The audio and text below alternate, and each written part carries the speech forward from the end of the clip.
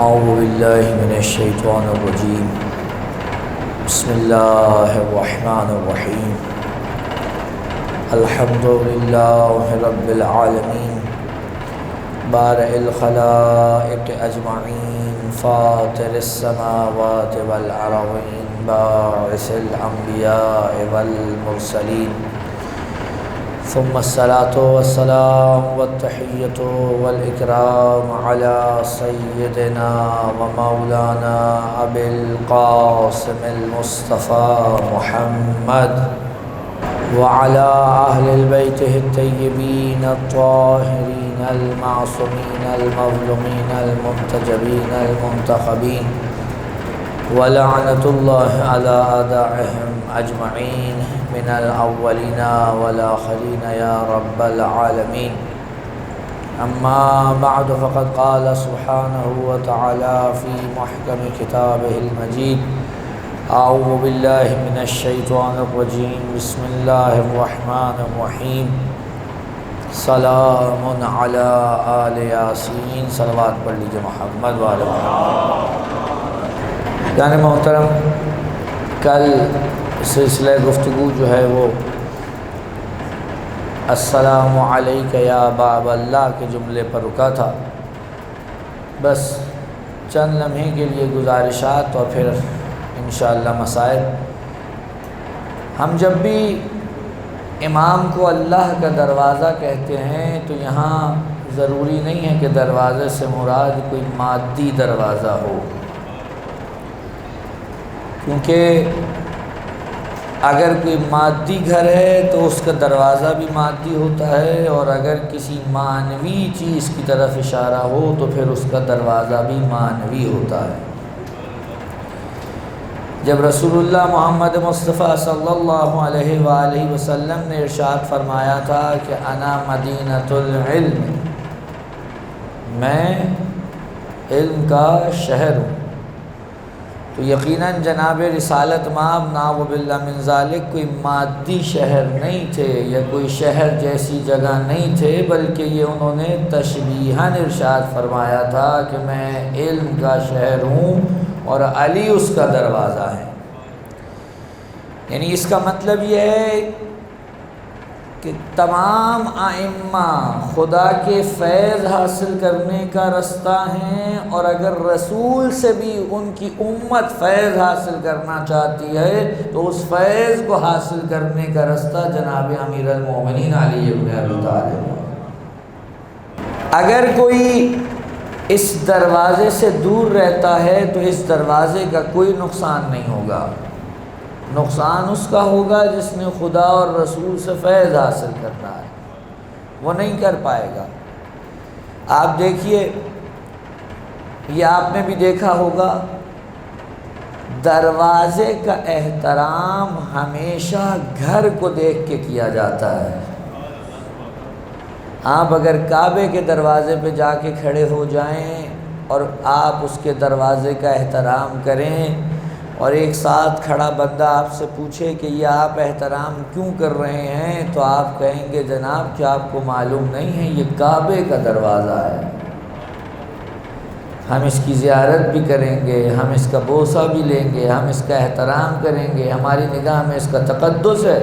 کیوں؟ کیونکہ کعبے کا دروازہ ہے.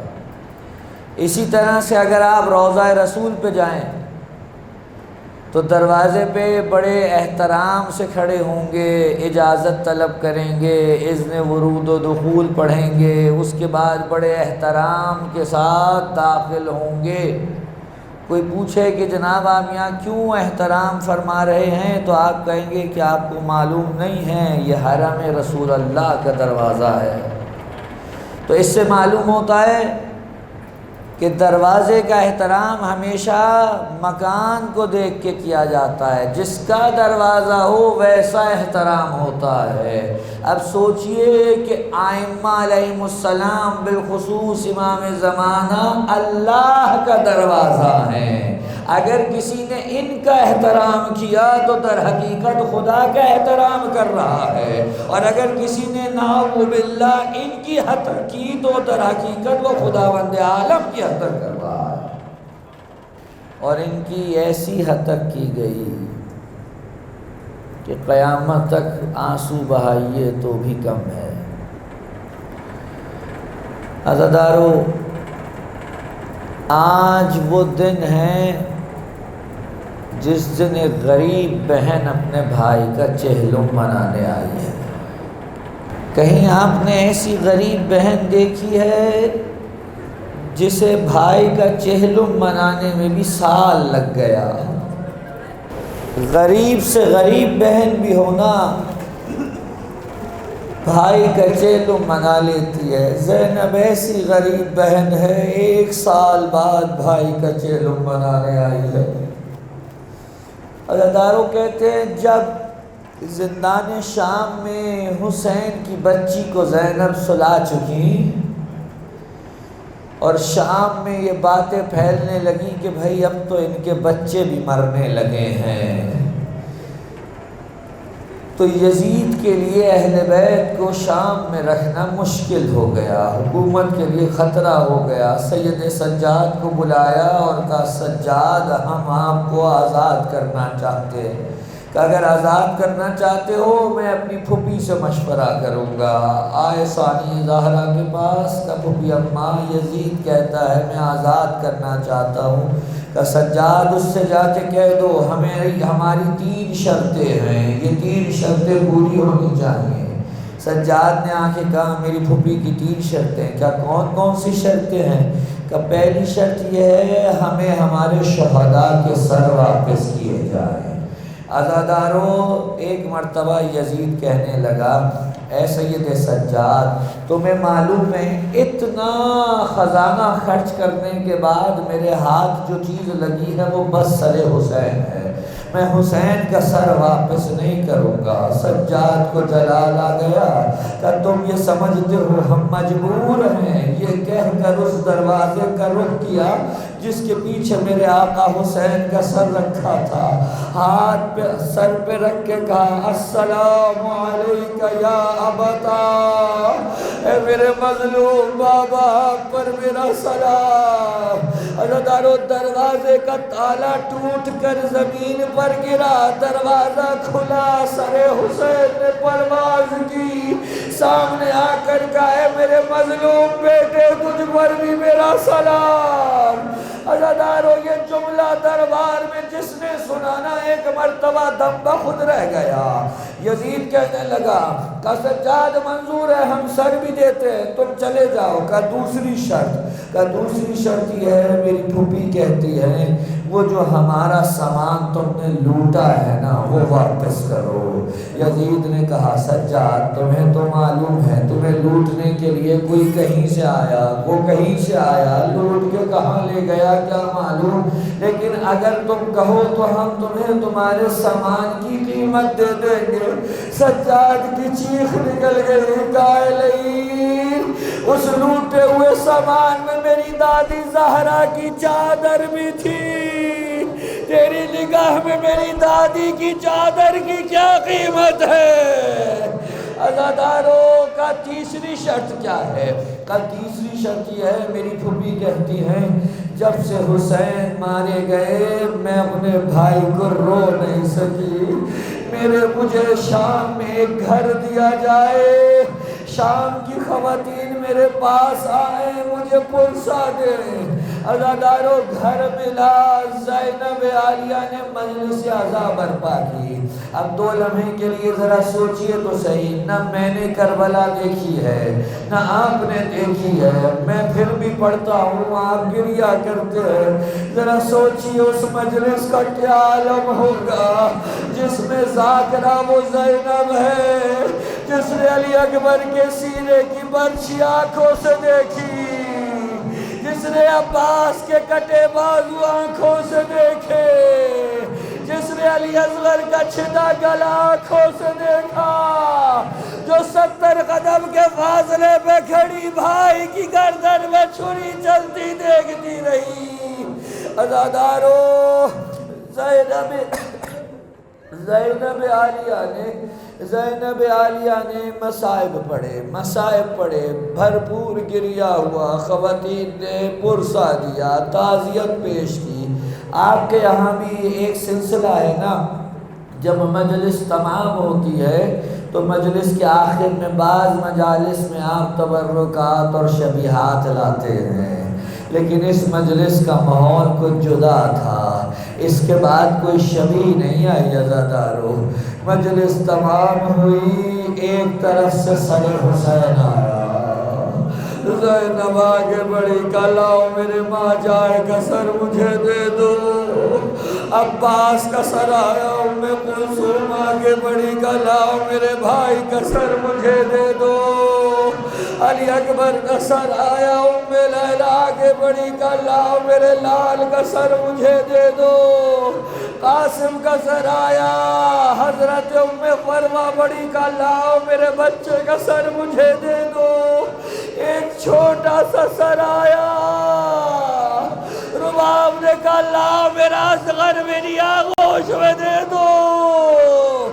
عزادارو سب سر آ گئے، آخر میں 2 سر بچ گئے، ان کے لیے کوئی گود خالی نہ تھی۔ ایک مرتبہ شیخ نے کہا سجاد کیا ان کی ماں مر گئی ہے؟ کہ ایسا نہ کہ یہ ان محمد کے سر ہے، لیکن میری پھوپھی تو اپنے بھائی کا ماتم کر رہی ہے۔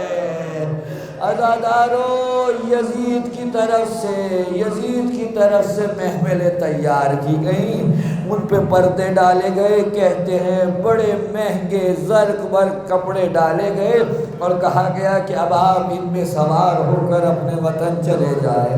زینب عالیہ نے جیسے ہی ہماریاں دیکھی، ان پہ رنگ برنگ کے کپڑے دیکھے، زینب کی آنکھوں سے اشک جاری ہوئے، کہ سجاد ان سے کہو اب اس کا کیا فائدہ، تم ہمیں بازاروں میں درباروں میں تشہیر کر چکے، اب تم ہمیں یہ ہماریاں دیتے ہو۔ ان سے کہو اگر کچھ دینا چاہتے ہیں ہماری ہماریوں پر سیاہ چادریں ڈال دے تاکہ جہاں سے گزرے پتہ چلے 72 کے عزادار جا رہے ہیں۔ عزادارو زینب اور سید سجاد نے بیویوں کو سوار کرنا شروع کیا، بیویاں سوار ہونا شروع ہوئیں، تمام بیویاں سوار ہو گئیں۔ زینب نے کہا سید سجاد تمہاری ماں رباب دکھائی نہیں دے رہی ہے۔ سجاد نے کوئی جملہ نہیں کہا، زینب عالیہ کا ہاتھ پکڑا اور ایک طرف لے کر چلے۔ کچھ دور جا کر زینب نے محسوس کیا ارے یہ تو زندان کا راستہ ہے۔ اب جو زندان میں پہنچے تو کیا دیکھا، ماں ایک ننھی سی قبر سے لپٹی، کہہ رہی ہے بیٹی اٹھ جا، آزادی کا پروانہ مل گیا، تجھے وطن جانے کا بڑا اشتیاق تھا، بیٹی اٹھ وطن چلے۔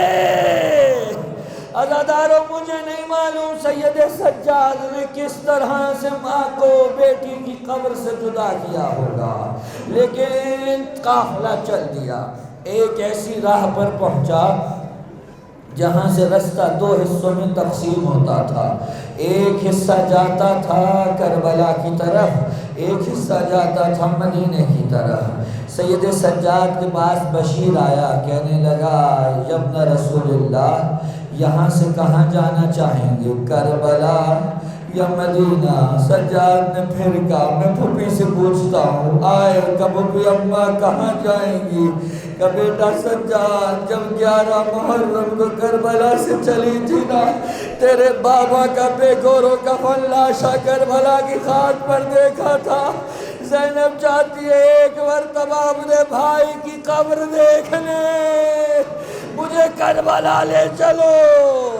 عزادارو قافلے کا رخ کربلا کی طرف مڑ گیا، اور وہاں 20 سفر رسول کا بوڑھا صحابی جابر ابن عبداللہ انصاری ایک مرتبہ اپنے غلام عطیہ اوفی کے ساتھ کربلا پہنچے، آنکھوں سے دکھائی نہیں دیتا، زینب عالیہ کا قافلہ پیچھے سے آ رہا ہے۔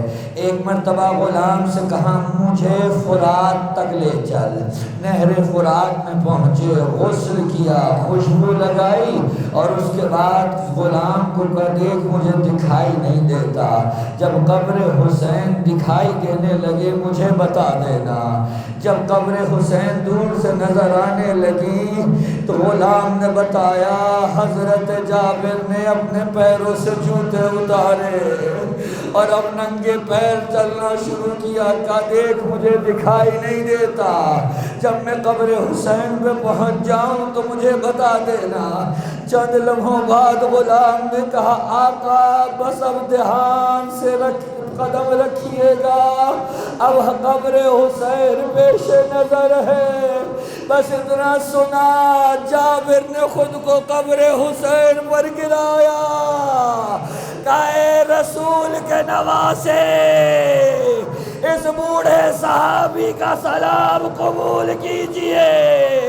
عزادارو رو رو کے غش کھا گئے۔ کچھ دیر بعد غش سے افاقہ ہوا، بیٹھے زیارت پڑھ رہے تھے، سلام کر رہے تھے کہ اچانک کانوں میں اونٹوں کے گلے میں بندھی گھنٹیوں کی آواز آئی۔ حضرت جابر نے کہا کہ اے میرے غلام جا کر کہو یہ جو بھی ہے اتنا نزدیک آ گیا قبر حسین کے سواری پہ بیٹھ کے، اس سے جا کر کہو یہ جاگیر حسین ہے، یہاں سواری پہ آنا بڑی بے ادبی ہے۔ قاصد نے جا کر پوچھا نہیں تم کون ہو، جا کر کہا اے سوارو رک جاؤ یہ جاگیر حسین ہے، یہاں سواری پہ آنا بے ادبی ہے۔ بس اتنا سنا زینب نے محمل کا پردہ ہٹایا، خود کو اونٹ کی بلندی سے زمین پر گرایا اور کہا حسین کے قاصد حسین کو جا کر بتا دے زینب کو پیدل چلنا آ گیا، زینب میلوں پیدل چلی ہے۔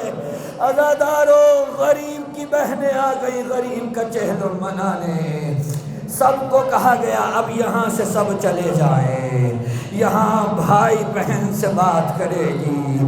عزادارو قبر کے گرد پردے کا انتظام کیا گیا۔ جب سب چلے گئے نا اب زینب سے برداشت کا یارہ نہیں رہا، زینب نے خود کو قبر حسین میں گرایا، پھوٹ پھوٹ کے رونا شروع کیا، کہ بھیا زینب آ گئی، بھیا تمہارا نام اب قیامت تک کوئی ڈبا نہیں سکے گا، زینب انتظام کرائی ہے، لیکن بھیا کیا بتاؤں کہاں کہاں سے گزرنا پڑا، بھیا کبھی بازاروں میں خطبے دیے، کبھی درباروں میں خطبے دیے، بھیا میں تمہیں اور کیا بتاؤں، عزادارو بس آخری جملے سن لیجئے، میں تمہیں اور کیا بتاؤں بھیا اگر مجھ سے پوچھو گے نا سفر کی داستان کیا ہے تو بس اتنا کہوں گی کہ سفر کی داستان میری پشت پر رقم ہے، بھیا میرے بازو نیلے ہیں، بھیا میری پشت نیلی ہے۔